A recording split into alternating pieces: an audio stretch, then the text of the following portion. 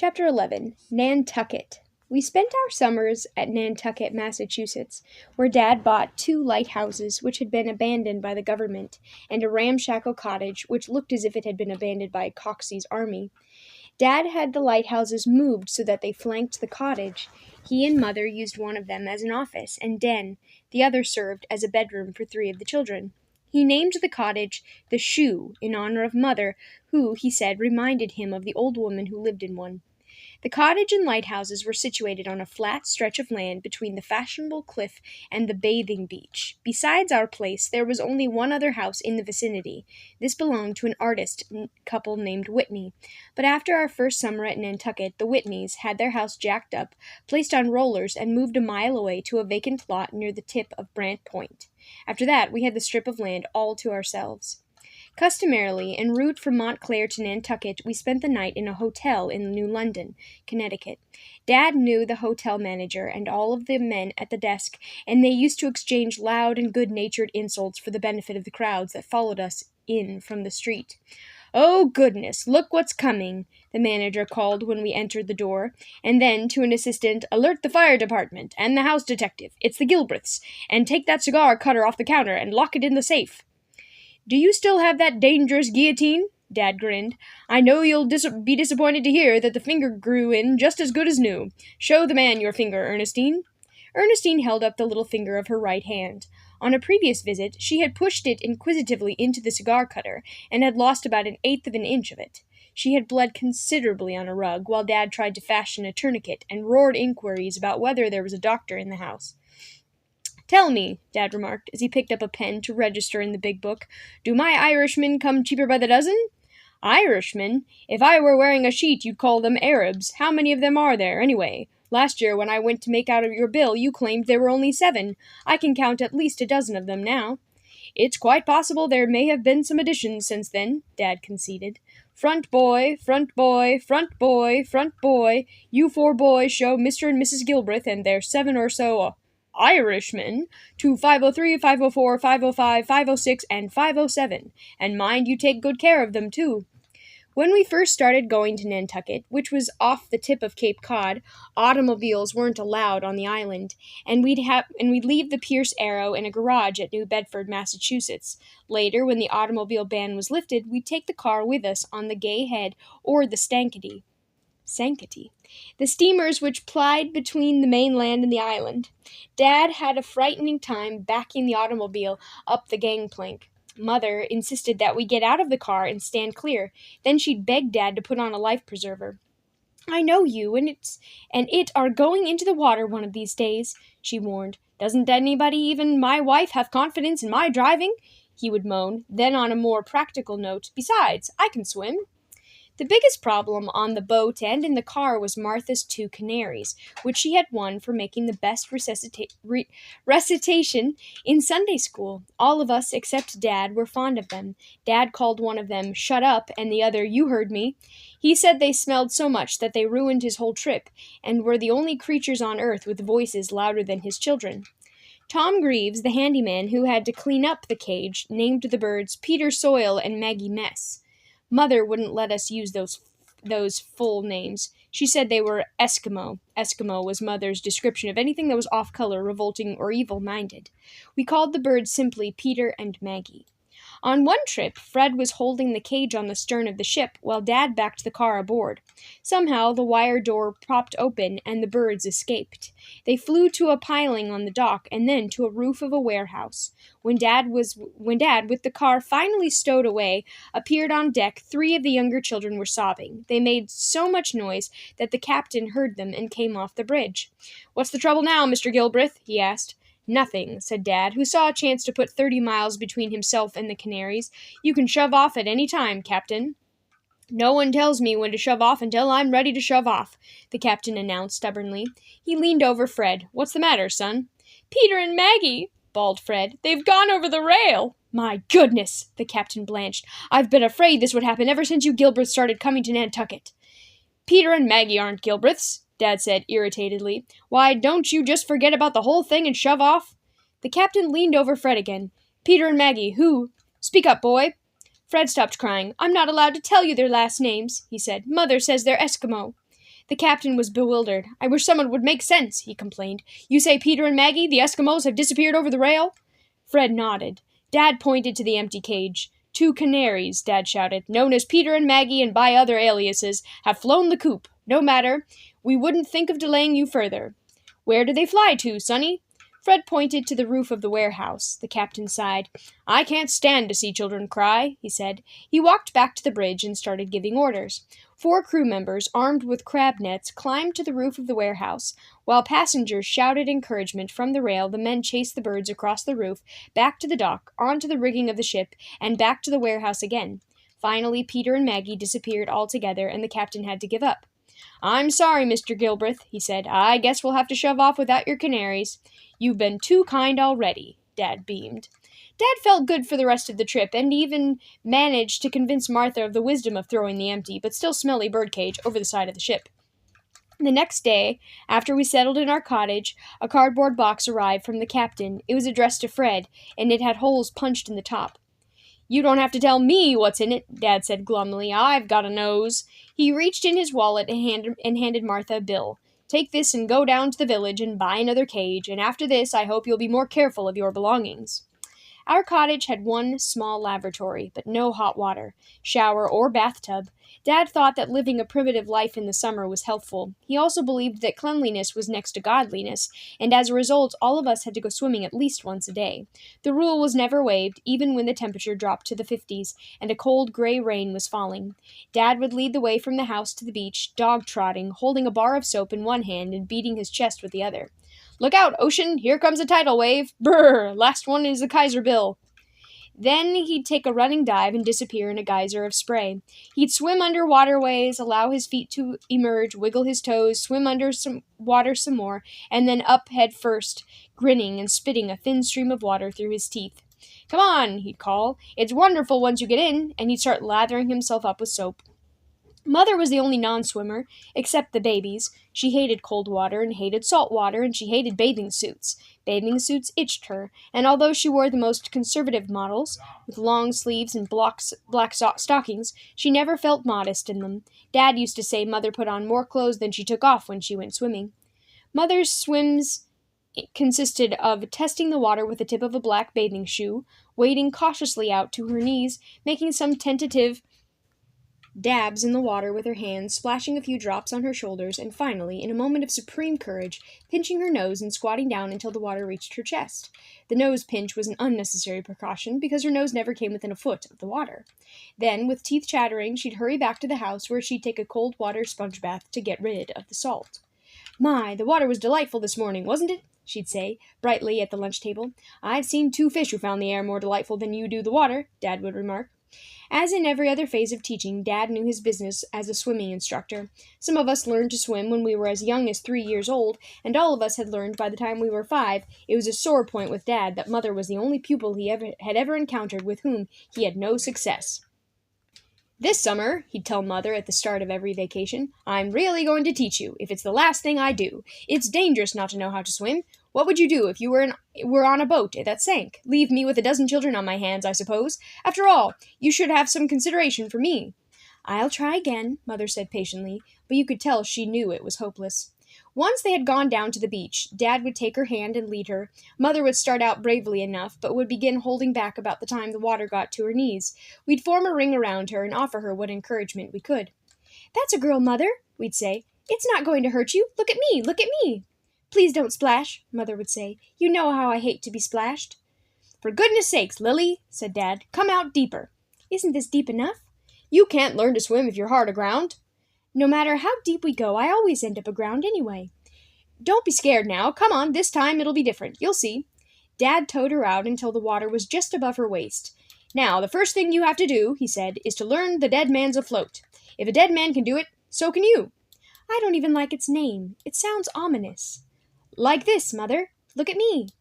"You kids clear out," said Dad. "But Lily, if the children can do it, you, a grown woman, should be able to. Come on now, you can't help but float, because the human body, when inflated with air, is lighter than water."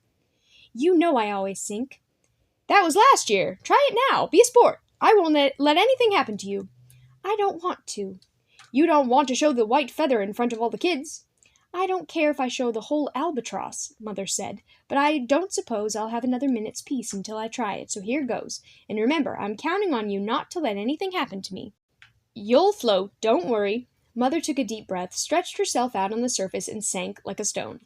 Dad waited a while, still convinced that under the laws of physics she must ultimately rise. When she didn't, he finally reached down in disgust and fished her up.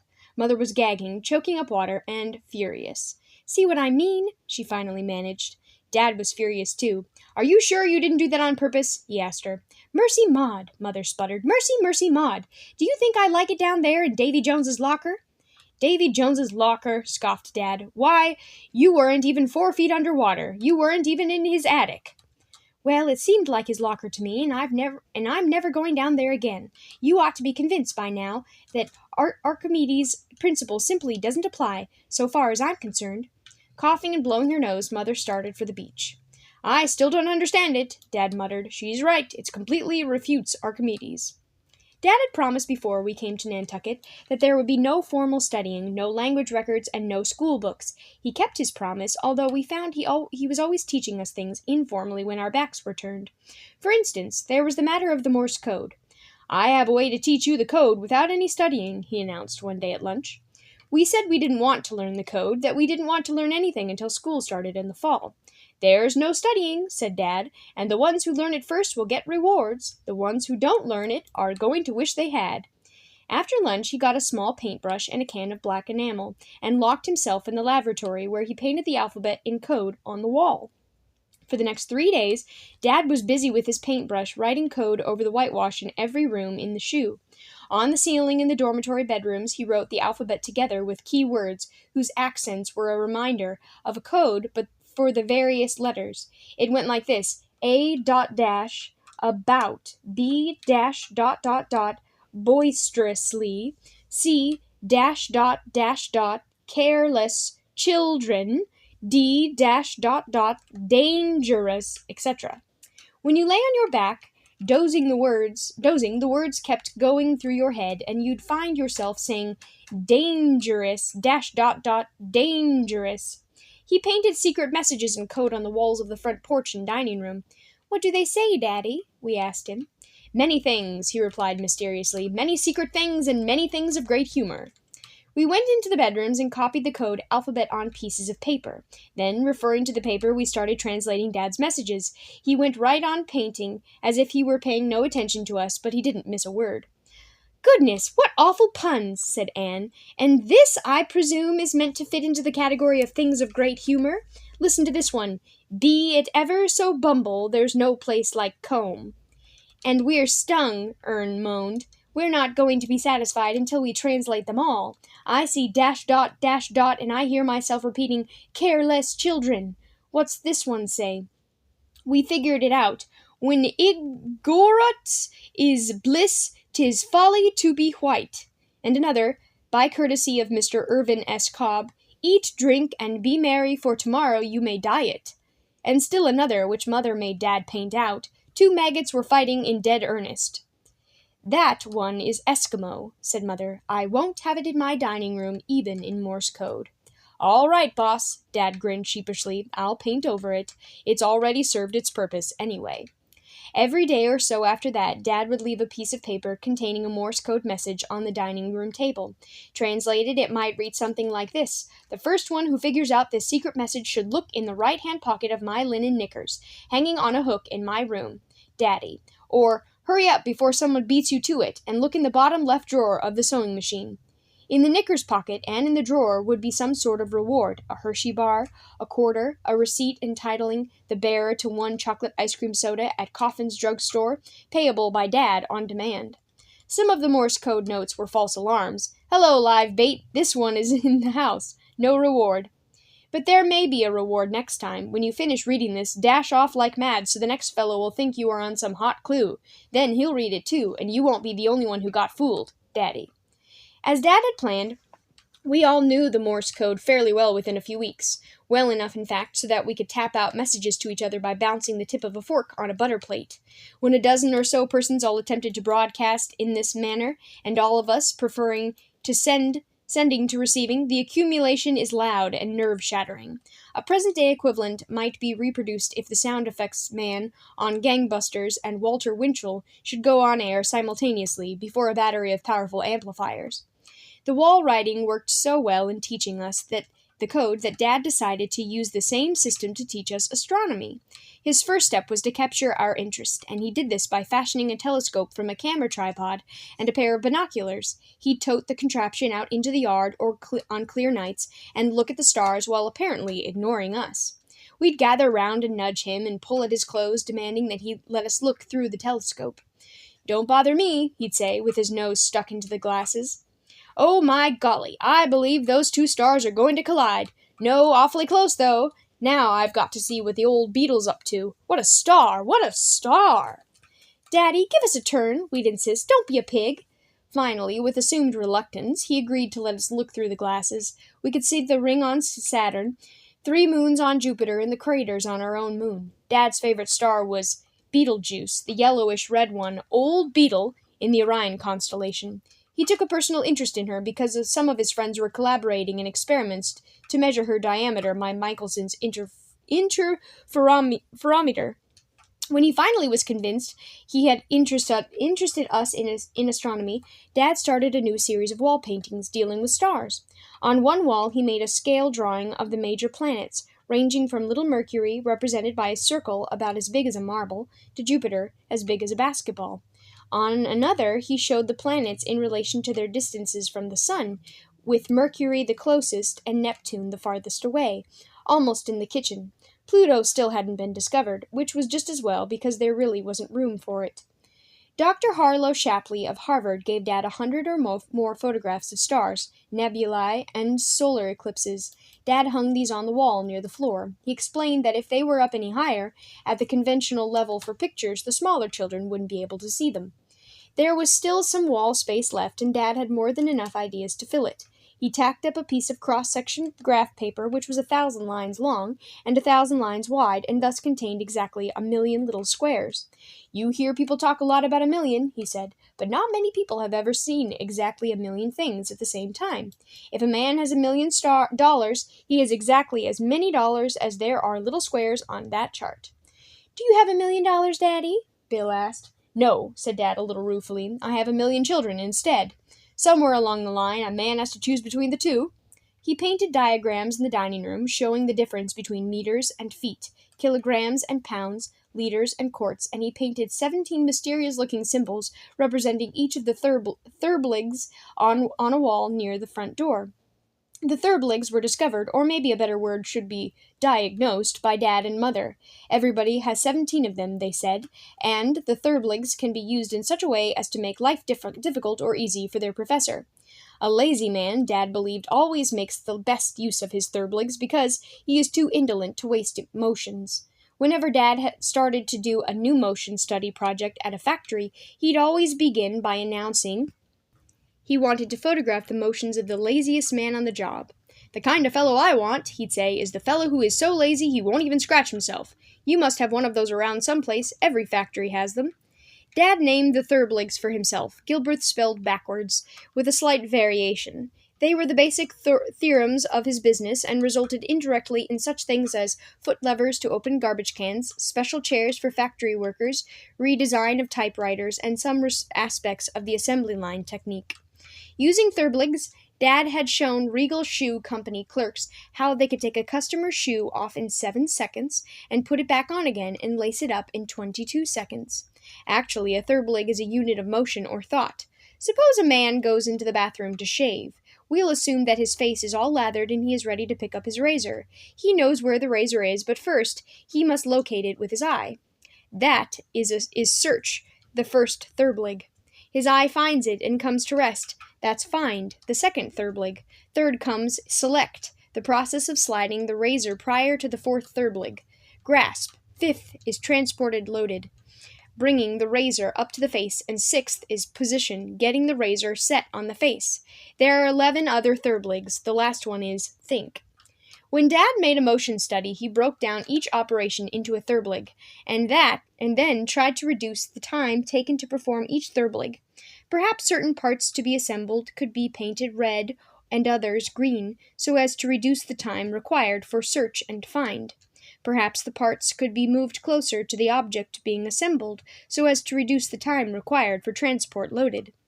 Every Thurblig had its own symbol, and once they were painted on the wall, Dad had us apply them to our household chores: bed-making, dishwashing, sweeping, and dusting. Meanwhile, the shoe and the lighthouses had become a stop on some of the Nantucket sightseeing tours. The stop didn't entail getting out of the carriages or, later, the buses, but we'd hear the drivers give lurid and inaccurate accounts of the history of the place and the family which inhabited it. Some individuals occasionally would come up to the door and ask if they could peek in, and if the house was presentable, we'd usually show them around. Then, unexpectedly, the names of strangers started appearing in a guest book, which we kept in the front room. "Are these friends of yours?" Dad asked Mother. "I never heard of them before. Maybe they're friends of the children." When we said we didn't know them, Dad questioned Tom Greaves, who admitted readily enough that he had been showing tourists through the house and the lighthouses while we were at the beach. Tom's tour included the dormitories, Mother and Dad's room, where the baby stayed, and even the lavatory, where he pointed out the code alphabet. Some of the visitors, seeing the guest book on the table, thought they were supposed to sign.